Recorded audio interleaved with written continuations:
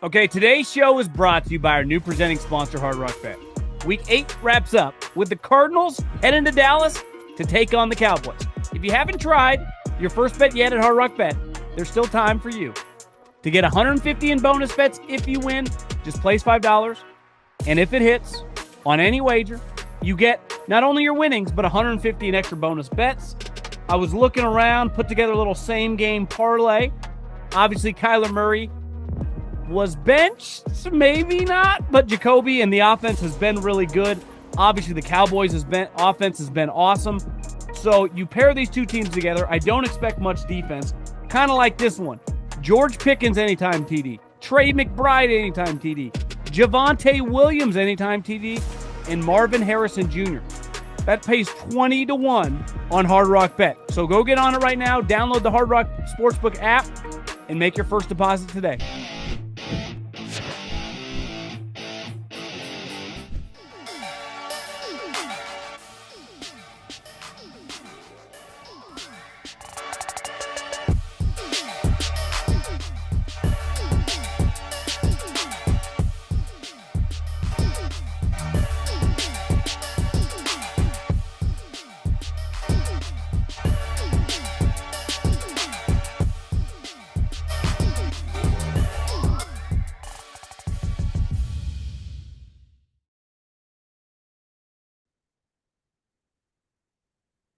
What is going on, everybody? How are we doing? Hopefully everyone is doing well.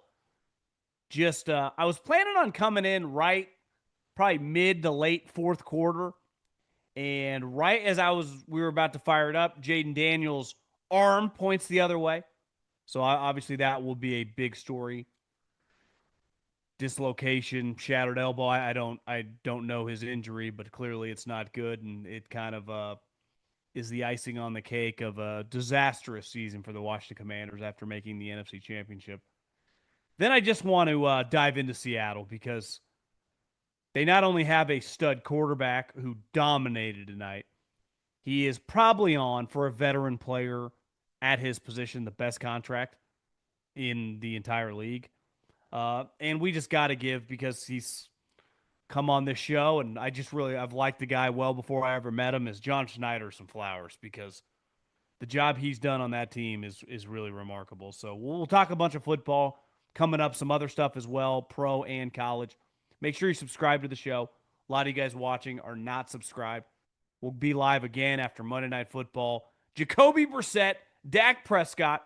So if you don't want to miss it, make sure you subscribe. And we're here after every Sunday night game and Monday night game and Thursday night game, as well as throughout the season. Me and Colin recorded earlier. But before we dive into some football, I got to tell you about my friends. I got to tell you about my partners. The official ticketing app of this podcast, GameTime, best in the business. I was watching, obviously, a lot of football the last several days. Watching college football, Nebraska, last night in Tennessee. Those games looked awesome. Today was sweet. I mean, that game in Houston was intense. The game in Pittsburgh was cool. The Minnesota-Detroit game was awesome. If you want to go to one of these NFL games, if you want to travel to see your team on the road, if you just want to go to a home game, GameTime has you covered. They have tickets for as low as $100. Also, when you see the price of the ticket on the app, there are no hidden fees. That is the price. So take the guesswork out of buying professional football tickets. You can go to a professional football game with GameTime. Download the GameTime app, create an account, and use the code JOHN for $20 off your first purchase. Terms apply. Again, create an account and use the code JOHN, that's my name, for $20 off. Swipe, tap, ticket, go download the GameTime app today. I'm excited. Well, actually, I'm not, because we just saw a devastating injury, and that was that was pretty devastating. I'm excited because it was a great day and a much more entertaining day of NFL football than last week. And it feels like the last couple weeks. Maybe it was just we had better matchups. Regardless, start to finish, much more entertaining game. I do want to start with the way that thing essentially ended. And it was with Jayden Daniels' elbow pointing the other way. Not a doctor, just a state school kid with a couple meaningless degrees in my closet. But I've been around football long enough to know that wasn't good. And that probably hurt a lot. And that really sucks. But there are going to be people, I'm sure, over the next 24 hours. And if you're listening to this, maybe if you've heard on other shows or television shows, what was Dan Quinn doing still having Jayden Daniels in the game? They're down 38-7. For those of you that aren't math majors, you could have 3 touchdowns and 3 extra points and still be down a touchdown. So, and it was the fourth quarter. They were not coming back. They had no chance. Why is he in the game? I would say one thing the NFL consistently does, unlike basketball, where when you're getting blown out, you don't put your starters back in the game when they come out in the third quarter for the fourth quarter. They sit. You play your scrubs and you play out the game. Baseball is a great example. Obviously, in the playoffs, the leverage of the pitchers, you're quick to go to the bullpen. But even in the regular season, regardless of the time of the year, if I have a pitcher who is just getting shelled and we're down 7, 8, 9, 10 runs, I'm yanking him out. We don't just let him sit in there and take in the misery, regardless of my situation with injuries, once there's a certain amount of runs on the board. That's not really the way football works. Because even the drive before, when they were up 38-7, I thought to myself, I wonder if they're going to yank Sam Darnold out of this game. And the answer is they did not. I personally would have had the backup in. That's not really how football coaches think. Even if when something catastrophic happens, like potentially with Jayden Daniels tonight, which it can't really be catastrophic because it's not a lower body injury and it's not his throwing arm. So even if it is, he misses the rest of the season, you would have chose that body part over the right arm or either leg for a quote-unquote major injury. But it's going to come up constantly, why is he in the game? And the answer is because they're just always in the game. Now, I'm also of the new school belief is, do we just always have to do something? Because that's the way we've always done it. And the answer should always be, hell no, we should always look to change. But in football, it is very, very difficult for the starter to get pulled in these games, i.e. Seattle, who just had their starting quarterback in, who's dominating the league right now in a game that they were up, 3, almost 4 scores. So I'm going to give them, I guess technically 4 scores if you're not counting extra points. I'm going to give them some grace and understanding of why they're doing it. That being said, it's awful. And Washington is having one of the worst seasons coming off a great season I can ever remember. I mean, their team just looks hideous. And it's one thing, it's like, oh, they've had a lot of injuries. They've had some, but their defense just looks legitimately slow. And big picture, maybe it helps, especially if Jayden can't play, to end up going 5 wins. Because this is not the NBA. They're not trying to lose any of these games. They are 3-6, and they're literally doing everything possible, working 90-hour weeks as a coaching staff, players busting their ass to try to win games. So all their effort, they are not trying to have this record. But you watch their team, they're the oldest in the NFL. Now, to me, that when you say that out loud, you're like, what's their average age? 37. It's not that different. The oldest team from the youngest team. All these guys are between 25 and 27 on the averages. But regardless, they fall under the category of oldest team in the NFL. But they have to get a better defense, and they got to find a way to keep Jayden Daniels healthy. It's pretty simple. Now, the one thing with Jayden that you would say is you watch Sam Darnold's resurrection. His style is pretty easy to see why it works, right? He's a pocket quarterback who has mobility. He's a very modern pocket quarterback, right? He's a guy that can move, but he wants to throw. But he doesn't put himself in that many compromising situations. And the way that you run an offense for Jayden Daniels, whether you're up 38-7 or the game's tied at 20, he is going to be in situations, even though he's proven last year to be an excellent pocket passer, because of his legs being a huge threat, he gets in some compromised situations. What happened tonight? It was on a ball that he was running with. And the linebacker did what? Slammed his ass into the ground. Why? It's the NFL. And those guys are all fast, physical, and violent on the other side of the field, especially Seattle. So I'm not going to crush them for having him in the game. It's just part of the way the league works, especially at the quarterback position. It's very rare that they get pulled in those situations, even though we can all agree it's kind of stupid and we should change. But man, this season, I think now if you're just hoping best case is you just keep losing games and you get a really high pick and you're able to draft impact players. Maybe you get a top 6, 7 pick and all of a sudden you get one of the best pass rushers in the draft you desperately need. And maybe with your second round pick, you take another defensive player and then immediately your defense is faster and more physical. Because ultimately, offensively, I think you're going to be fine with the play caller, the quarterback, being able to find guys on your offense, in terms of drafting and low price free agents. Like that's the least of my worries. But defensively, yeah, the X's and the O's matter, but you think Seattle's good on defense just because Mike McDonald is a schematic genius? Pretty sure I look around, it's like they got dudes. Like they got multiple guys on the defensive line. It's like, I want that. I was just talking before we hit record. I'm like, Leonard Williams looks like Trent Williams playing defensive line running around when he was 30 years old. I mean, that you talk about a physical freak. All their DBs, and I want to transition into that. The craziest part about the Sam Darnold contract is in the NFL, like a guy that could be a Pro Bowler at quarterback does not hit free agency when they're at a point to get a multi-year contract, right? Like Sam Darnold last year or Daniel Jones this year, there are the guys that are bridge quarterbacks who resurrect their career. But most guys that get $100, $150, $200 million contract at quarterback are guys that are on teams that drafted them. Now, we can agree to disagree for the non-Mahomes, Allen, Lamar Jackson, kind of that kind of crew. Everyone else, we hotly debate their contract. Jordan Love, Dak Prescott, Brock Purdy. You just go around the league, right?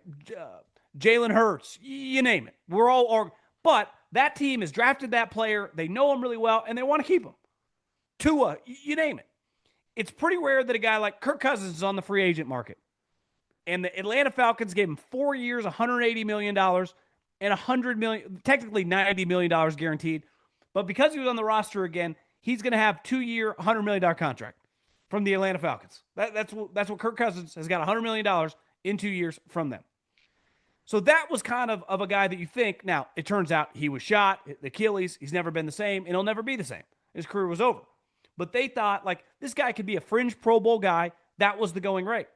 Yet Sam Darnold, the stink of those last 2 games was so bad. It's like, yeah, he had 2 bad games. One was horrendous against the Lions. The Rams, a lot of things went wrong. Kind of got pinned on him. I have no problem putting the Lions game on him.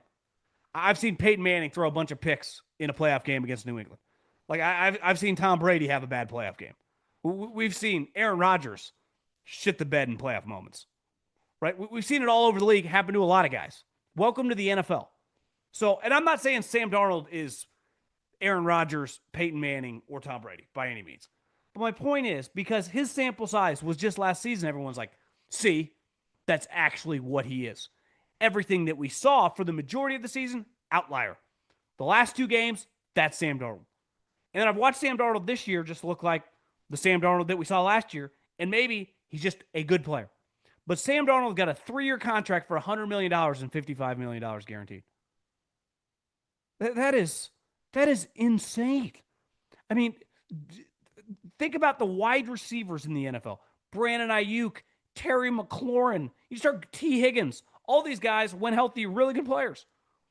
But a quarterback, which we know is infinitely more important than any other position on offense. Left tackle, wide receiver, and these guys are making $30, $35 million all over the league. Yet if you get a good quarterback, whether that's a rookie or whether that's a 15th year guy, if he's playing at a Pro Bowl level, your team is a lock to win double-digit games. It's borderline impossible. Joe Burrow last year had to have one of the worst defenses we've ever seen, and he still got him to 9 wins, right? Because he was that good, and his defense couldn't stop me or you. So when you look at the Sam Darnold contract, it is a chance in just true free agency when you factor in the position, quarterback, which is so much more important than every other position. It's got to go down early on through half the season, like one of the more impressive contracts you'll ever see. And kind of crazy looking back is like, how is his market not better? Like, if everyone knew Sam Darnold was going to be this good, how many teams that didn't sniff around on him would have been all over the guy? How would you even argue that that's not a good idea? And it also shows you is Sam Darnold with chaotic, poorly coached organizations, the Jets, Carolina, everyone laughed at him. Then he got with stable organizations with good offensive coordinators, the Niners, Kyle, the Vikings, Kevin O'Connell, and now Seattle and a Kubiak and Mike McDonald. And look, for the last 2.5 years, all everyone has said that has been around Sam Darnold, Niners, Vikings, and now Seattle, is just like, this guy's a stud. What is going on here? How did everyone fuck this up? And it's just as a fan of football, and obviously as a West Coast, used to be the Pac-12, I always kind of pull for those guys from those programs. Sam's been an easy guy to pull for because of how much everyone liked the guy. Me and Colin got into a conversation tonight. He thought, he's clearly a Stafford guy. Could Stafford jump Rodgers if he wins another Super Bowl in like the all-time pantheon? I think it would be hard. I mean, I truly believe Rodgers, like 10-year run with the Packers, one of the best players I've ever seen in any sport. Stafford's damn good, but even if he wins one more Super Bowl than Aaron, I think Aaron's career was better. Now, there are variables that come into play. What if the Matt Stafford drafted out of Georgia, 6'2.5", 230 pounds, rocket arm, smart, high character, tough motherfucker, gets drafted by the Packers? What's his career look like? And that's a huge part of football, right? So much of it is out of our control. Yet, in so many other aspects of life, like if you don't like where you work, you can quit. You can go do something else. If you don't like your girlfriend or she doesn't like you or your wife or whatever, like you guys can break up. You guys can get a fresh start. You can go meet someone else. You can go find another job. But as a quarterback, when I get drafted, like especially if I'm a really good prospect, I get drafted to the Lions, right? And the best thing that ever happened to Aaron Rodgers was Mike Nolan and the 49ers chose Alex Smith and not Aaron Rodgers. And then Aaron Rodgers ended up with the Green Bay Packers. And 20 plus years later, he's known as one of the greatest players of all time. Changed the course of his life. Where Matt Stafford was with the biggest joke franchise, probably like in modern day NFL history. Some of these other franchises recently have thrown their hat in the ring, but like that version of the Lions was a joke. Say it all the time. Best two players, franchise history, both quit at 30. Barry Sanders, Calvin Johnson. I'm done. I mean, it's one thing. One guy happens. Patrick Willis quit early. Listen, sometimes you're injured, you're over it, you're rich, team sucks, you just had enough. Two guys, it's kind of a trend. So I just think Sam Darnold, ultimately the thing with Stafford is like, you see him in LA, there is no disputing. If he had a Sean McVay his entire career, probably talking about him as one of the great players of all time. I don't even think that's really debatable. Now, Sam Darnold's lucky. Like, he didn't get the right guy at 36. This isn't Rich Gannon, who I think resurrected his career like mid to late 30s, right? I think like 33-ish. He got with Gruden, Al Davis, and the Raiders. Had like the great 3 or 4 year run of his career. Won an NFL MVP. I bet he's always said, I'm sure he said this publicly, imagine if that would have happened to me at 26, right? Imagine if I would have got that shot at 24, 25 years old. Sam Darnold's lucky. He gets it at 27, 28. With a real organization, with a real plan, with a real coach, and a superstar GM.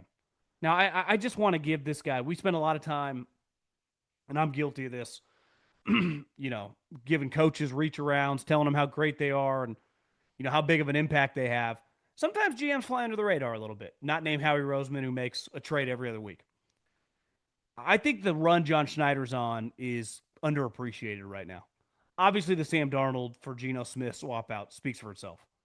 That's a home run, into the third level. Like that's a bomb. But there was a play tonight where Leonard Williams was just chasing. I think he ended up kind of, making probably like half a tackle. Other guys were in on it. But you just saw him move. And I was thinking, once upon a time when I was doing local radio, the big argument was like, who should the Raiders take? Amari Cooper or Leonard Williams?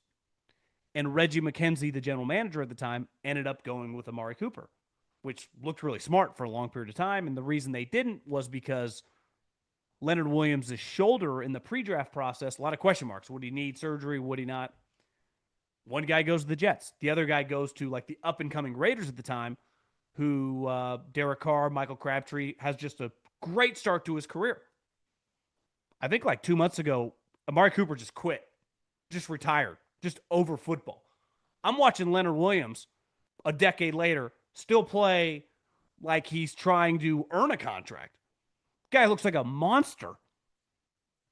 John Schneider traded a second round pick for Leonard Williams at 29 years old. That takes balls. But not only does that move take balls to make, I mean, older player for pick 47, like, we know he's pretty good, but that's pretty risky. Leonard Williams looks like one of the best defensive linemen in the league. That trade looks genius. And then you just look around like Jackson Smith.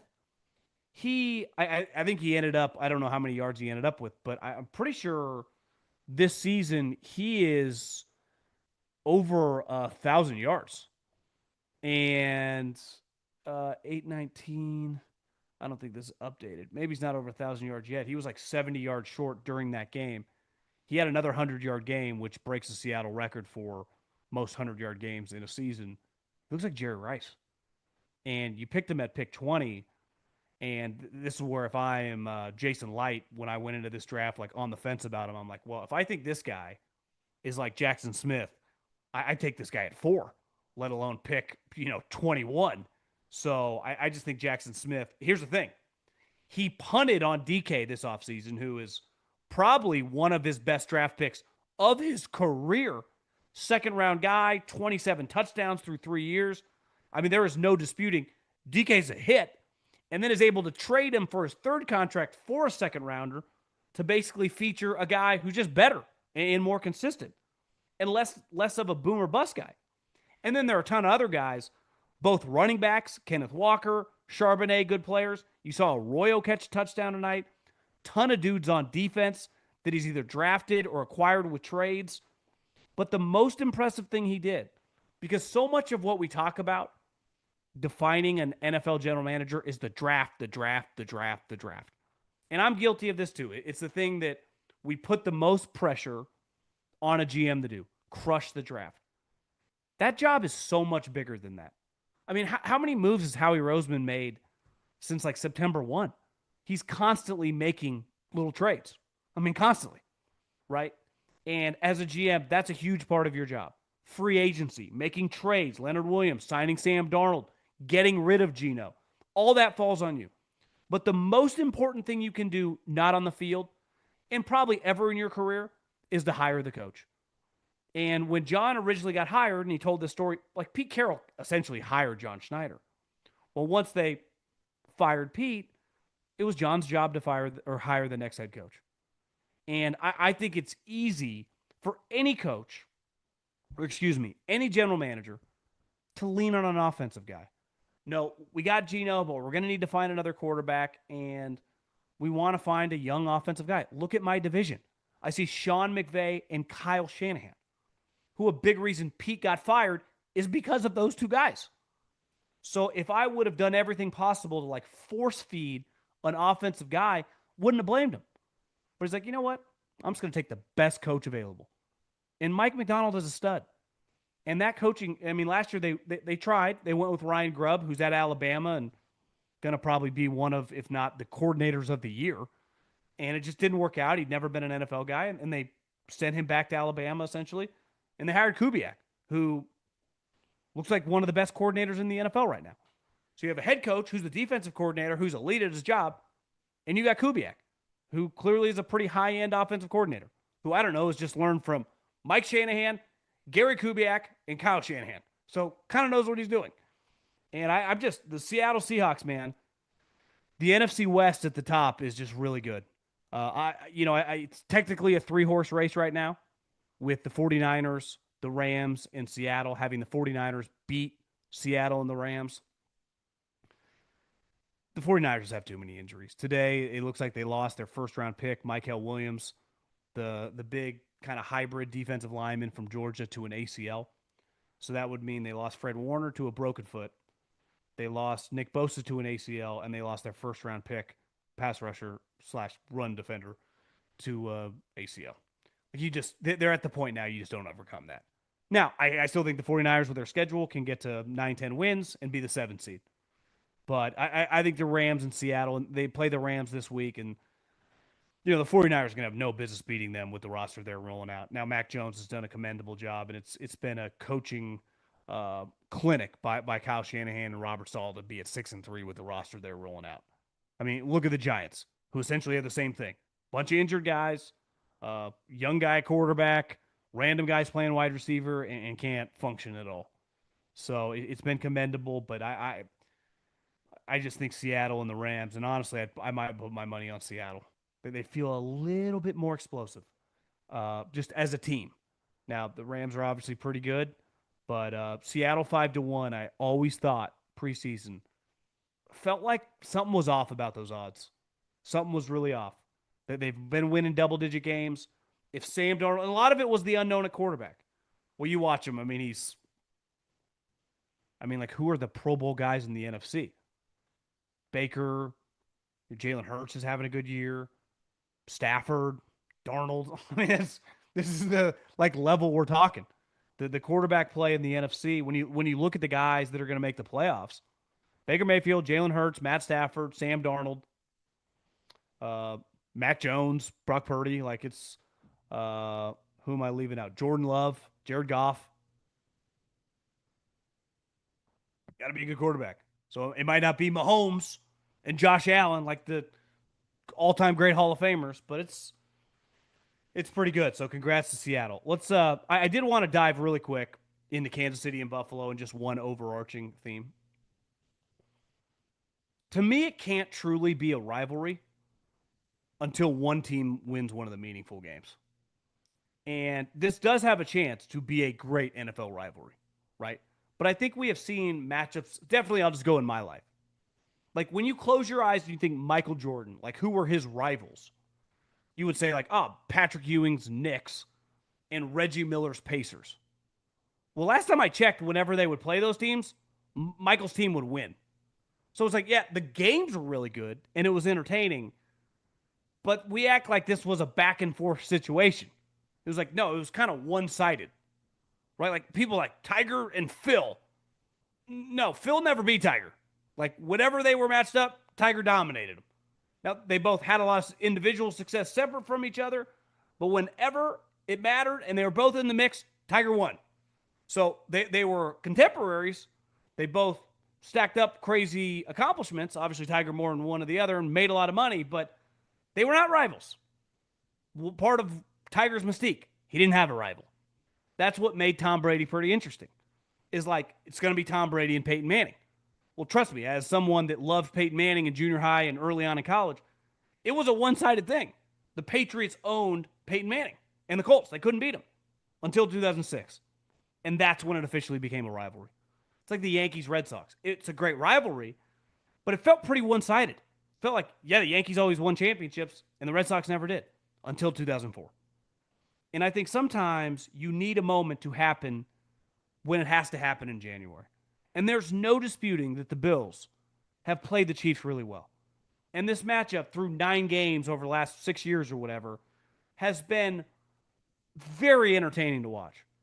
But when we've beat you 5 times, and they're all regular season games, and you've beat us 4 times, and they're all in the playoffs, it's hard to put much validity in those 5 wins. Because today, I thought the Bills kind of worked the Chiefs. They dominated that game. They were in complete control. They were up 2 scores in the fourth quarter. It took a 4th and 17, which, of course, Andy has a play to get a guy wide open on a 4th and fucking 17. But it took that to even get them to be a 1-score game late in the fourth quarter. Like, Chiefs kind of got manhandled, which, again, they would say, this happened to us before the regular season. We have lost to these guys, literally, I think, 5 straight years. But is there any person that would bet on the Bills to beat them in the playoffs? Now, hopefully, just as a lover of sports and as a lover of legacies and just the how we talk about these guys in historical context, I want this to be meaningful. And I want Josh and the Bills to take them down. But they have to for this game to actually mean something. Because right now, it's like, okay, they beat them again in the regular season. We've seen that song and dance over and over and over again. And listen, If the Bills played the Chiefs like they do all these other teams, they would never lose. They would never lose a game. But I just, a couple weeks ago, we watched the Bills playing the Falcons. I'm like, what's going on? Well, if they played this Chiefs game against the Atlanta Falcons, they win by 20 points. So clearly the Bills can get up for Kansas City. But and they needed this game because the Patriots had won. All of a sudden, it's like we don't have a lead. We'd be down a game and they've already beat us. We'd be talking like, what is going on with the Bills? Today was big for them. You gain some momentum. Kansas City, now you get a bye week. You're 5-4. It's not the end of the world by any means, but it's going to be really difficult to win the division. But at the end of the day, like you're not afraid to go on the road and be a 6 seed. But if you're the Bills, like you're going to have to get the monkey off your back if you ever want to be taken seriously as like the team that we want you to be, like a Super Bowl contender. Like, yeah, you're a Super Bowl contender because you're always good and have a lot of wins. But whenever you play this team, when it matters, it doesn't go your way. And I'm rooting for that to happen. I want to see their Peyton Manning in '06 come back against Kansas City. It's what would make this create a rivalry. Because right now there isn't one. There's a regular season winning streak, which is cool and impressive to watch. A couple other things. I want to give some game balls out. I mean, some of the defensive performances today. I can imagine that Brian Flores on Wednesday night or Wednesday when he got in front of his defensive unit and kind of gave out the game plan, preached all week, and then obviously the night before the game, Saturday night, when he probably gives like an impassioned thought on the game before everyone breaks to go to bed. We got to win this game. We can't put this on the offense or this young quarterback. We need to step our shit up. And we're going to play the game that we played last year all the time and kick ass and take names. And they brought it from the jump. Now, it turns out JJ made some of the best plays of his career. Obviously, his career is pretty short, but multiple good, nice touchdown passes. The one to Jefferson, first TD of the game, was fantastic. His touchdown run was nice. I mean, obviously, he's a good athlete. And he had the game-winning pass. But the defensive effort and the energy you could see Flores on the sideline, like this was a line in the sand game. Like we got to show we lose this game, our season's over. It's just pack it in. Let's just keep fighting for pride, but we're not going to the playoffs. Like we're not going anywhere. And they came out on the road against the Lions, who coming into this game I would have said is definitely a Super Bowl contender. And kind of dominated them. I mean, really did. Took it to them on the road. Flores and JJ McCarthy, they definitely deserve some game balls. I would say the other guy he's taken a lot of heat. And, Mike Tomlin takes a lot of heat too. But, like, when it ever comes to scheme, people are like, well, Mike's just delegating. Terrell Austin, we could have just elevated Flores. There was a moment, and I mentioned this to Colin, the Colts are up 7-0, and they're driving. It's like 14 plays. I think they had like 10 plays to gain like 20 yards. The drive was taking forever, but they were just like, they'll probably kick a field goal here. They have complete control of this game. It'll be 10-0. And I don't feel like the Steelers season is about to take a turn for the worst. And it was the moment where you're like, they're going to lose this game. And all of a sudden, this is when the Ravens really make their charge the next couple weeks. And we look up and the Steelers just completely fell apart. And then TJ Watt comes around the left edge and sacks the quarterback, forces a fumble, and they get it. And the Steelers never look back. And I can imagine Tomlin, Terrell Austin, Hayward, TJ Watt. This was it, man. This was a kitchen sink game for your defense. That you're playing this offense that looks like the 99 Rams. I mean, they're just scoring at will. They're punting at a historically low clip. Their running back looks like he's on a pace to like match LT for the greatest fantasy performance of all time at like 28 touchdowns. It's like you're just really about to get worked at home by Daniel Jones and the Colts. And TJ Watt said, not so fast, my friend. And when I pay a guy $100 million and you're the team captain, sometimes I need you to just put my organization on your back and say, fuck it. We might go down, but I'm going to do something about this if we do go down. And even JJ Watt, who calls a ton of Steeler games, is like, sometimes you just need your best player to make a play. And TJ did, and it completely flipped the game. And then the entire unit started to dominate. Uh, I think, Highsmith had multiple sacks. Cam Hayward was flying around. I think they sacked him 5 times. They hit him a couple other times. They had multiple picks. They caused multiple fumbles. I think they had 5 turnovers. And it was just on like Donkey Kong. And they were coming at him from every angle. And they were hitting Daniel Jones over and over and over again. And the reason the Steelers have lost the last couple weeks is because their pass rush had been non-existent. It really had. It's one thing on a Thursday night game. It's another thing on a long, 10-day break. They didn't have a sack of Jordan Love, and they started destroying him today. And their best player set the tone. And sometimes sports isn't that complicated. Like, whoever I'm paying the most, I'm just in desperate need for him to do something. Like, you watch the Warriors, sometimes, like, shit's hitting the fan, like, hey, Steph, just figure it out. Hey, Otani, like, I just need you to hit a couple bombs today. We are struggling. And it happens all the time in other sports. It happens all the time in football. And the Steelers their backs were against the wall. And TJ Watt made sure, honestly, he was the catalyst to get them going.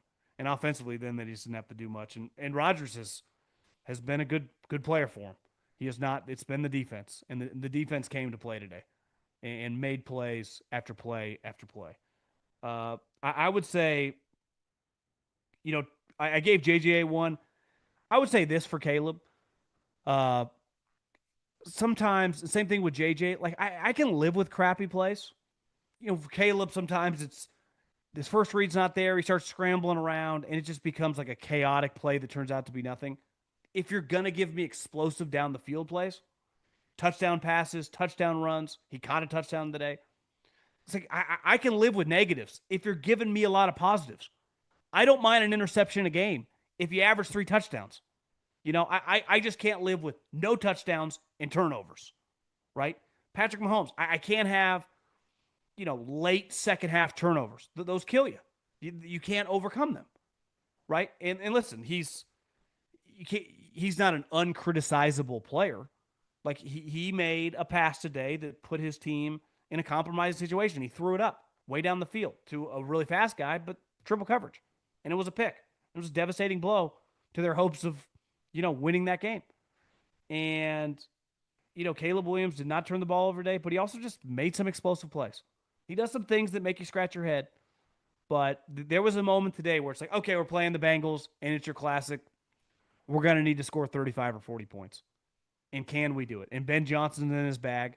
But Ben Johnson's been in his bag in some of these games that they've lost. Today, that wasn't the case. So, got to give a game ball to that offense because they came through with some enormous plays.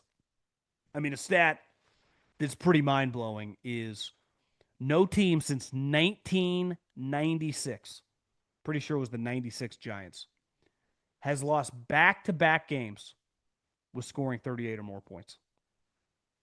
I mean, in the NFL, that makes sense. It's pretty hard. I would bet if we did a study of the last 20 years, if you just score 38 points, at what clip do you win?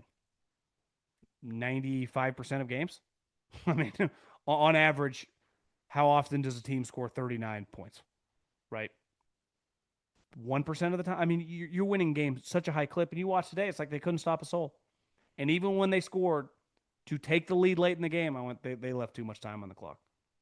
And a couple plays later, Loveland's going like 70 yards for a touchdown, which was just, sometimes you need teams like the Bengals that are just awesome watches. And I don't even blame, some of these players in the locker room after the game are being asked about how crappy the defense is. Like, what is Jamar Chase supposed to say? Yeah, we just got to keep working on our fundamentals. Just keep hammering home the scheme. Keep working hard in practice. We're pros. It's real. Like, they're terrible. I never have a problem. I bet the running back who also had, like, just get off the fucking field was literally his quote. Noah Brown. He's going to get people like, you can't say what? This happened back. It happens one time. Keep your mouth shut. Okay. Happens back-to-back weeks. You get an onside kick. Anytime you get an onside kick and then score a touchdown, and still lose the game. I saw, I don't even know who it was, but some big Bears fan online said that went potentially from the worst Bears loss of my entire life to one of the most exhilarating wins in 90 seconds. I'm telling you, today was, if last week was a pretty big downer, today was a pretty big upper. That was a lot of fun. Talk about a downer, though. I wasn't super locked into this game. One, it's Packers-Panthers. Doesn't exactly do it for me. Two, I just assumed the Packers would win, even if they weren't super dialed in, like 23-15 or something, and just win the game. And you kept looking up, and it's like 13-6, 13-6. I remember the halftime, I'm checking kind of the stat line. I'm like, God, they're 0 for 4 in the red zone, but they're moving the ball at will. Like, what is going on? And then all of a sudden, the longer it went, it's like, this kind of has, it's a little different the way we got there, but kind of the Browns-Packer game. It's like, this is starting to feel weird. Something's a little off here. And then you look up and the dust settles and they lose the game. Now, the difference between the Browns and the Panthers is like, Panthers are 5-4. So, Browns are going to win 3 games all season long. The Panthers probably end up 8 or 9 wins. Like, they are a respectable football team. But when you're playing the Panthers at home, and your coach comes out, which I do respect. Like, I don't think most coaches, unless you have little kids, which I would imagine LaFleur does, is like super dialed in for Halloween. Listen, I don't even like Halloween, really. Right? I see some of like my friends that I went to high school or college with, or some of my wife's friends online. It's like, I don't have much in common with the person. Maybe I got to change. I'm about to have a kid. I get it's their Super Bowl, so maybe I'll be wearing costumes, but I haven't worn costumes. I never even did like in high school. I never cared. But again, I'm not one to judge. If you're wearing costumes, I'd probably be a huge hypocrite. I'll be wearing costumes for the next decade with my children. But if you're going to go LaFleur and say, you don't, I think he was literally asked, what are you excited for Halloween? And he gave the answer, like, I don't give a shit about Halloween. I'm trying to win a football game. If you're going to be a tough football guy, you then got to win the game. And you can't lose the game. Especially when you look back, you're like, well, the Lions just lost. We'd be in the driver's seat to win this division. It's like, we just lost to the Panthers. We tied the Cowboys. So every time that I have a guy with a future just Super Bowl appearance for the Packers, I do not feel good. You can't trust him. You can't trust him. And then on top of that, you lose Tucker Kraft, who is, I don't even know how old he is. My guess would be 24, 25. Got to be at his age range, one of the best players in the league. Definitely one of the best up-and-coming players in the league. So if he tore his ACL, that's a devastating loss. Now, they did get a couple weeks ago Watson back, so their wide receiver room's a little deeper. But Tucker Kraft is his chemistry with the quarterback has just been so awesome. So that's just, I just don't think you're sleeping much. I really don't. I don't know if you're the Packers, like how you sleep. I don't. And sometimes there are those games, like that's one of those that it's like, I just, you're not going to feel good about this till like Wednesday. It's going to be a miserable office. I've been in some miserable offices over the years, for a couple days after a bad loss. That one will be up there. Okay, couple quick before we get out of here. Me and Colin talked a lot about the Denver Houston game. I guess my only quick thoughts on that is Bo Nix can look just horrendous for just such long stretches and then can make one throw and you're like, looks really good. So they got to find a way because now we're at the point where, especially if they beat the Raiders on Thursday night and they're 8-2, the Broncos are going to end up with 13 or 14 wins. Pretty good chance they end up winning the division. So it's all going to be about like, how far are you going to go in the playoffs? You cannot go far in the playoffs with your quarterback being this inconsistent. And I do think they have to find a way. And I know he hit a couple big passes today to just be more consistent in the passing game, in the short intermediate game. And he makes some throws where you're like, that is just horrendous. But I will say this about Bo Nix. You saw it today with JJ. You saw it with Caleb. These guys showing some mental toughness. And the Houston Texans defense is no joke. That unit is legit. Will Anderson's probably one of my favorite young players in the league. He is a badass. But some of these guys he's missing are wide open. They're not all blanketed like Dion or Revis or in their hip pocket. I mean, some of these guys are open if you can just complete the ball. You got to find a way to complete the ball because the Broncos are just pulling games out of you know what. But hey, you look up if we saw last year the Chiefs won 15. About 13 of them had no business winning, and all of a sudden they're in the Super Bowl. So any means necessary. Okay, a couple quick things on college. The night slate last night was awesome. And I miss more traditional matchups in theory. Look, I miss the Pac 12. I miss the Big 12 with Oklahoma and Texas, right? I miss some of the sanctity of what the Big 10 used to look like before Maryland and Rutgers and some of these teams joined, Nebraska. But it is what it is. And we're never going back. So when you turn on USC at Nebraska or Oklahoma at Tennessee, I Googled it. I'm like, what year did Tennessee go into the SEC? They were an original member. They originally started like the Southern Conference back in like either the late 1800s or the early 1900s. And when I think of Oklahoma, I think of them playing Texas, Texas A&M pre-SEC, you know, up through the Kansas States, the Iowa, the kind of that region. And now they're playing Ole Miss and Tennessee and Bama and LSU and Georgia. And these matchups are awesome.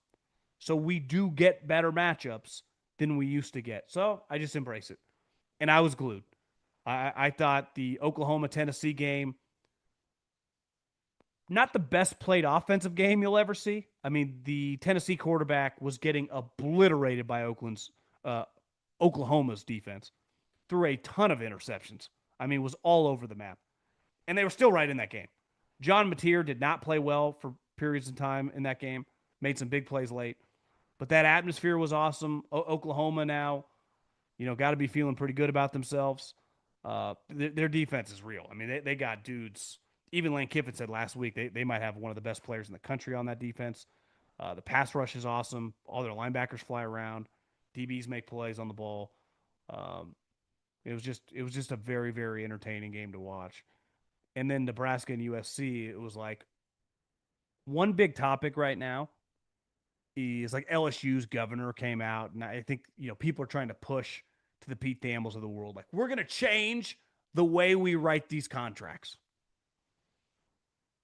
I doubt it, because it's like, okay, if you want me to come to LSU or you want me to come to Penn State, like if I'm Matt Rule, well, I have a job and they like me and they will keep paying me to come. So if to get me to come, you're going to have to incentivize me to come.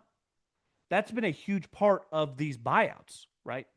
It's like, why did Lincoln Riley or Brian Kelly or some of these guys, Jimbo Fisher's contract look like they look? Because those guys were at Oklahoma, Notre Dame, Florida State. Lane Kiffin does not need to leave Ole Miss, right? Matt Rule, Nebraska just gave him a 2-year, like $30 million extension. He doesn't need to leave. So it's like, okay, no. It's the most powerful thing you'll ever be told in your entire life. From when you're a little kid to when you start dating girls to when you try to do business deals. No, not interested. If you really want whatever the other person has to sell, whether that's, trying to get a date, trying to get a job, right? Try to, talk to your children, no drives you nuts. And that creates a lot of these markets that go nuts, is because those people, whoever you're courting to be your coach, their first statement is often no, not interested, even if they are. And it's going to be fascinating. Everyone keeps talking about the buyouts are dead. Buyouts are dead. We'll see. Because a lot of these guys do not need to leave their job. Let's use this as an example. Kenny Dillingham here at Arizona State. The program he took over from Herm Edwards. Some of these articles that are coming out about Brian Kelly that he does not know the names of some of his players. I know for a fact Herm Edwards didn't know the name of a lot of his players. The program was an embarrassment. It was a joke. It was, I'd argue, untouchable. If you were a coach with any options, ASU would be the last job you would want. And it's not like Kenny Dillingham had that many options. He wanted to become a head coach. He also is from here. He went to Chaparral High School. He went to Arizona State and started his coaching career that obviously ascended him to bringing him back in his mid to early 30s to be the head coach. Well, we talk a lot about like some of these jobs. Can you hire a guy without experience at the highest level in the Power Four when you take a guy from a smaller school? It's a huge jump.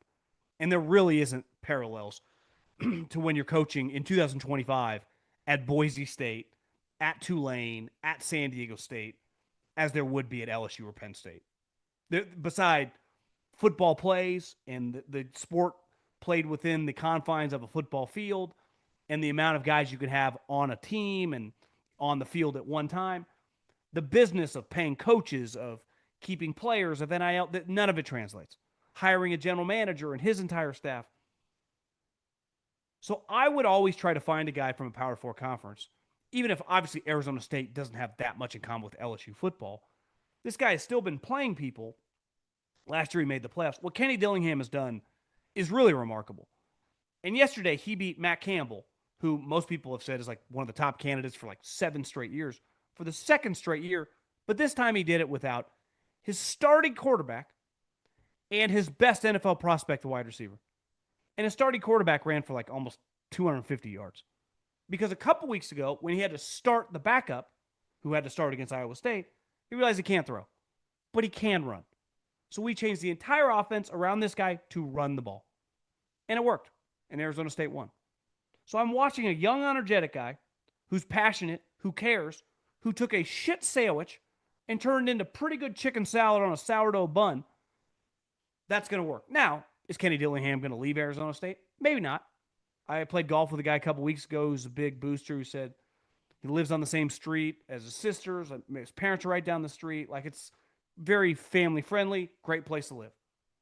But I know this. If I'm Penn State, if I'm LSU, if I'm Florida, I'm all over this guy because he's proving he can win at the Power 4.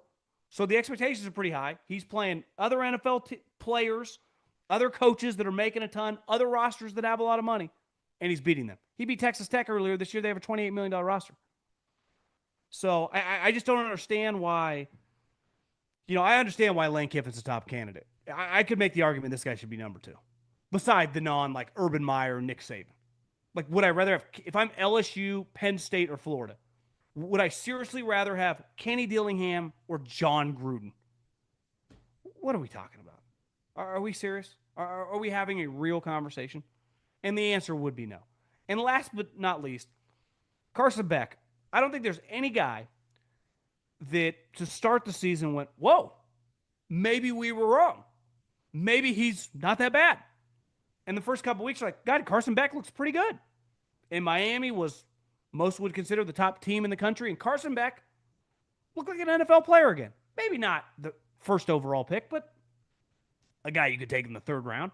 Where last year I thought he was an undraftable player. And then he lost the game against Louisville. And he immediately threw his wide receiver under the bus for running the wrong route. Then a couple weeks later, he loses another game to SMU. And more than likely knocks Miami out of the playoffs. And he immediately throws the offensive coordinator under the bus by saying that I don't call the plays. My job is to just execute them. What the defense did was pretty simple all game long. I don't think there's a guy in the country who, without getting in any trouble, not being arrested, doing anything shady off the field, got taken clearly off more draft boards than last night Carson Beck. Maybe after the one time, like, hey, emotions are high, new team, say something stupid, you're young, we all regret it. Happens twice in a month, give me a break. Wouldn't touch this guy with a 10-foot pole, regardless of what you think about him as a player. If we're just in agreement, like, yeah, he could be on an NFL roster next year. He could be a backup quarterback for 5 years, right? Okay. I don't want a guy who's not a starter who will throw the quarterback or throw a wide receiver or throw a coach under the bus. Like, that's his first inclination. Which, again, sometimes when you say it's on me or my responsibility or I screwed up, you don't even mean it. It's just what you say. It's like the fakest thing that we all agree with. Like, yeah, it's not even your fault, but we get it. He can't even do that. He couldn't just be like, yeah, we screwed up. You could even say we screwed up. No, he's like, yeah, it's not my fault. Coach, wide receiver. Like, that's That's the one position where it's like throw his name tag into the trash because that guy's taking himself immediately off draft boards just in press conferences alone. Have a great night. Adios. And let's have a week.